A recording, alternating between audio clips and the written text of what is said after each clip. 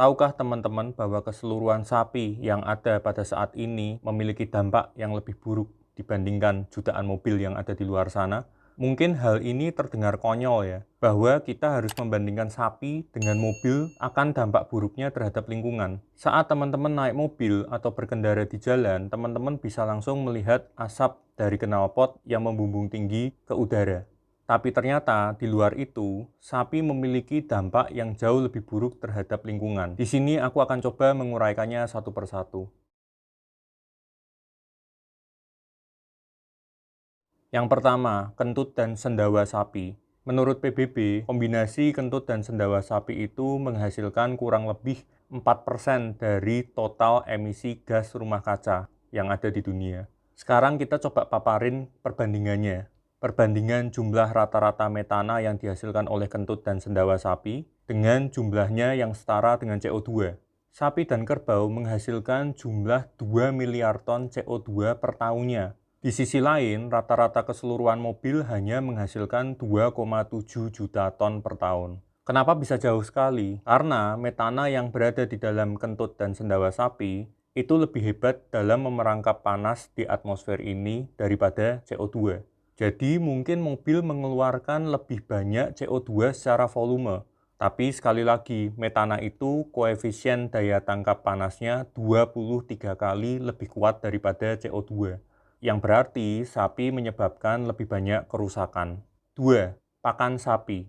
Ketika ada ternak yang diternakkan untuk menghasilkan atau memproduksi daging sapi, tujuannya pasti untuk memproduksinya sebanyak mungkin dan secepat mungkin. Maka atas kebutuhan itu, sapi biasanya diberi makan biji-bijian untuk mempercepat produksi. Namun, sistem pencernaan mereka yang lambat itu dirancang untuk mencerna rumput, bukan biji-bijian. Nah, hal ini menghasilkan metana yang lebih besar daripada yang seharusnya. Belum lagi, untuk menghasilkan kualitas pakan sapi yang lebih baik, dibutuhkan pupuk nitrogen dalam jumlah yang sangat besar.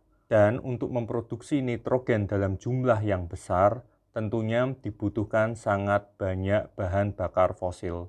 Yang ketiga, transportasi. Setelah sapi itu siap panen dari peternakan, mereka perlu dibawa ke rumah jagal. Kemudian dilanjutkan ke pusat pengolahan, baru kemudian sapi itu didistribusikan ke pasar atau supermarket.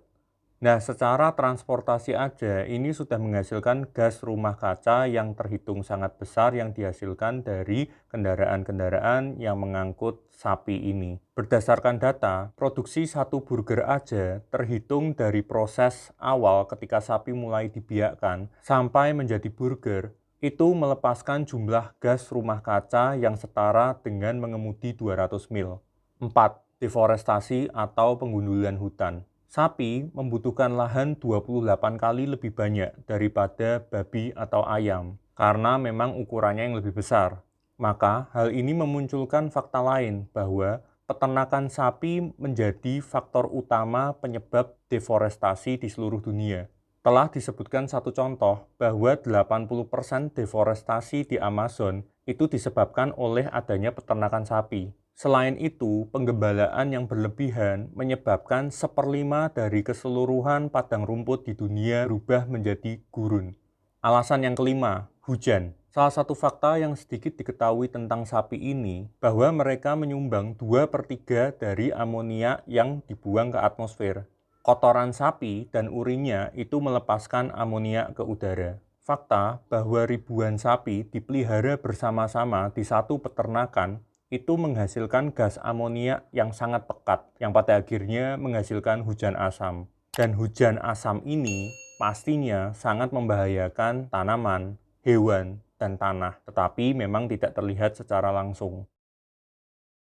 Sapi tidak perlu dimusnahkan untuk menyelamatkan bumi, tetapi peternakan dan pembiakan yang berlebihan yang dilakukan oleh manusia harus secara signifikan dikurangi. Faktor gabungan antara kentut dan sendawa sapi, pakan sapi, deforestasi, transportasi, semuanya merupakan masalah yang perlu ditangani. Jadi setidaknya buat kita mengurangi asupan daging sapi atau bahkan tidak makan sama sekali atau mengubah pola makan kita menjadi plant-based secara keseluruhan tentunya akan sangat bermanfaat bagi bumi dan dengan demikian akan bermanfaat bagi umat manusia secara keseluruhan. Sekian dulu ulasanku pada hari ini. Terima kasih buat teman-teman yang sudah menonton dan menyimak video ini dari awal sampai akhir. Terima kasih dan matur nuwun.